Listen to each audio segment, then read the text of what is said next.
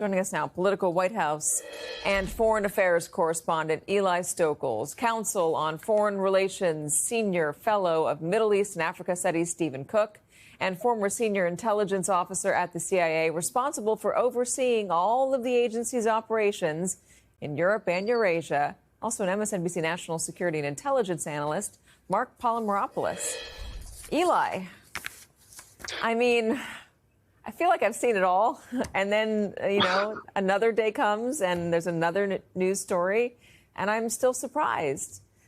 How did this come to pass, this gift of a $400 million jumbo luxury jet from the royal family of Qatar?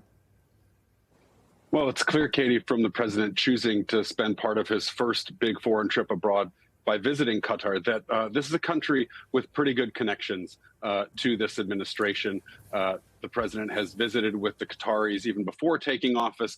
There are people close to him and close to allies who work for the Qatari government. You mentioned the connection that Pam Bondi has. And so these people clearly understand the president. And the president, I think, my reporting is that he is kind of intrigued by Qatar. This is a very small country. Just a few million people live there, the highest per capita income of any country in the world. And when that has been mentioned to Trump, that fact, he has said, these are the richest guys. These are the richest guys. There's a sort of understanding, a mutual understanding, I think, between the president who wants to do deals, not worry about the ethical qualms, and a government, several governments in the Middle East that he's visiting this week that will deal the way that Trump wants to deal, completely transactional relationships. And so this plane idea, obviously, it's a pretty, unorthodox proposal here, but they understand that this is a president who, for a long time, even going back to his first term, had that little replica of the new Air Force One with the different paint job that he preferred sitting on the coffee table in the Oval Office. They understand that the president is frustrated with Boeing about how long it's taking to build the new 747s that will replace the current Air Force One, and that this president has 4 years in office. He wants a new, nicer plane.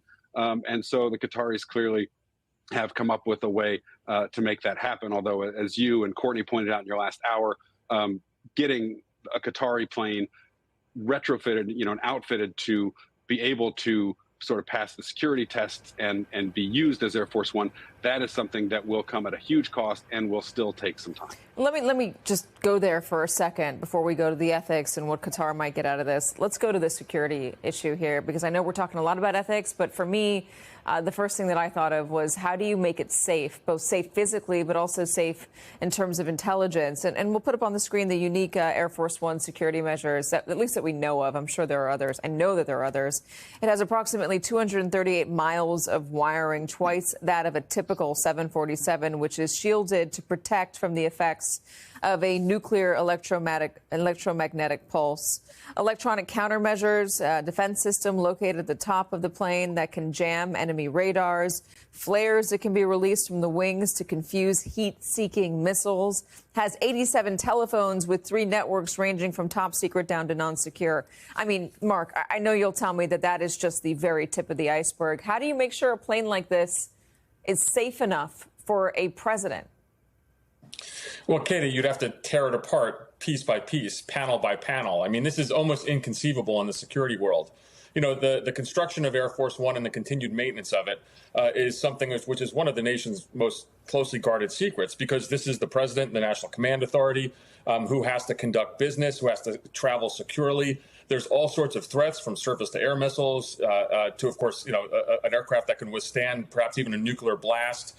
As you said before, the communications packages, and receiving a gift from a foreign government, the first thing is you have to check to see if there's any, for lack of a better term, bugs in there, if there are any kind of devices that were put in there for eavesdropping. And so it is extraordinarily difficult to do this. And the only way you can kind of sense that President Trump would accept this is that he doesn't care. Now, we can go on a whole discussion about the Trump administration's security practices, which have certainly been in the news. But this is something that shouldn't even be on the table. I don't think the Qataris should have offered. They certainly saw this, President Trump, as an easy mark on this. But the people around, the FBI director, the Secret Service director, the DNI, the CIA director, surely have to say to President Trump, this is not something that's feasible. The only question is, have they put forward that advice? Let's talk about deals. What because Donald Trump's going to the Middle East and he's focused on deals, deals, deals. What would the Qataris want out of an exchange like this? Would they just give him a $400 million jet, Stephen, for nothing in return? Well, that's not the Qatari way, for nothing in return. I think it should be obvious to everyone that the Qataris, as well as a number of other states in the region, have used their vast wealth to buy influence in Washington, D.C. And this is just the most obvious and stomach-turning manifestation of that when it comes to the Qataris. The Qataris have invested in many different areas in Washington, D.C., from think tanks, media outlets. They have invested in president's advisors, as you pointed out. And what they are trying to do is to ensure that their voices are heard, that they are beyond criticism in Washington, because there is a lot of criticism of the Qataris and their role in supporting different extremist groups around the region, or allegations that they support different extremist groups around the region, and are playing both ends of the stick when it comes to the conflict that has taken up a lot of our times over the course of the last 19 months, and that's the war in the Gaza Strip. Not only are they mediators, but they're also they've started the fire as well. This is one way in which the Qataris try to blunt the kind of criticism that they get in Washington and help ensure their own security.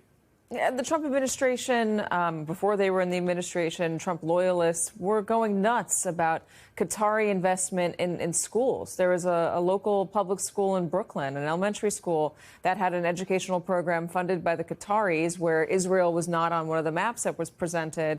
And Donald Trump's allies went nuts over this. How could you let a foreign country invest in a public school in this country? And yet we're in a position to be talking about the Qataris giving a $400 million plane to the president.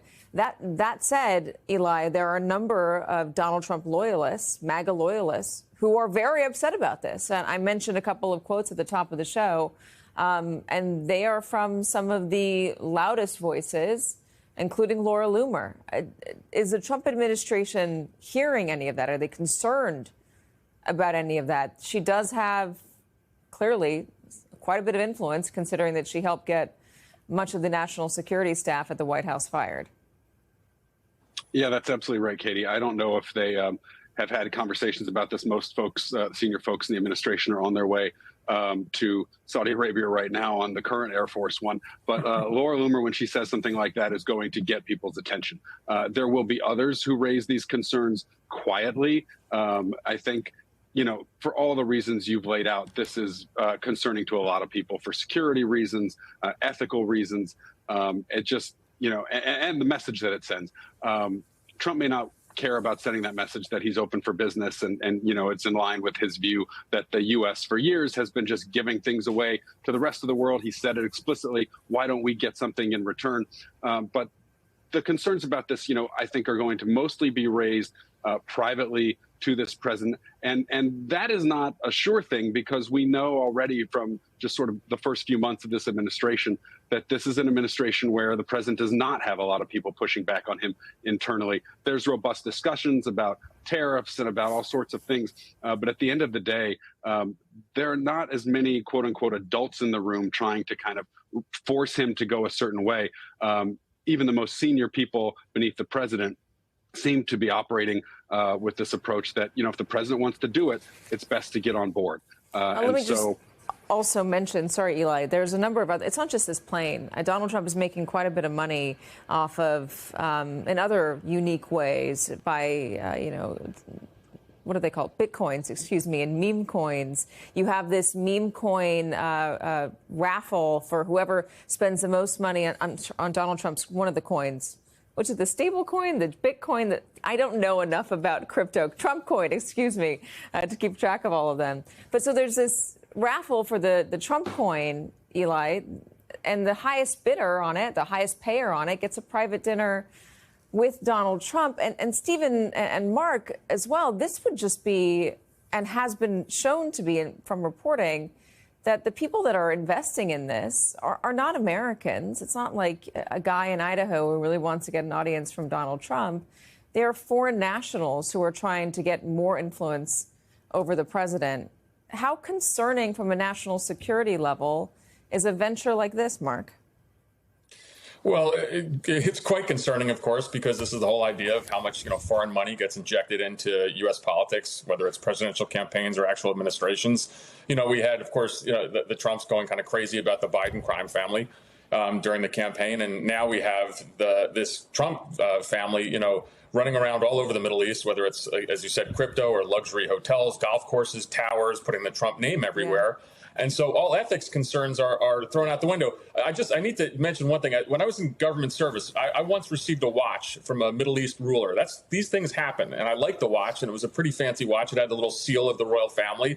And I had to give it back. And I gave it back because it was worth over $200. That was the limit that I could accept as a U.S. government employee. So this is kind of grift on steroids. And I think a lot of, kind of the working folk in the U.S. government look at this and just shake their head. Well, yeah, and I think I just proved a good point, which is that it's hard to keep track of all of this cryptocurrency stuff, all of these stable coins, these meme coins, these Trump coins. Most people don't understand it, which makes it easier, especially because it's not regulated, to get away with using it to your advantage. And Stephen, if you were the Saudis watching this unfold, Donald Trump is headed there right now. What's the message that you're taking away? What do you try to do?